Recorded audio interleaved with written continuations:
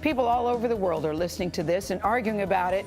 Do you hear Yanni or Laurel? Laurel. Laurel. Laurel. How does anybody hear Laurel out of that? We're going to discuss ahead why the answer is so important to so many of us. You are watching CBS. Sounds like Laurel. You hear Laurel? Yes. No. Welcome back to CBS This Morning, where the Yanni-Laurel debate continues.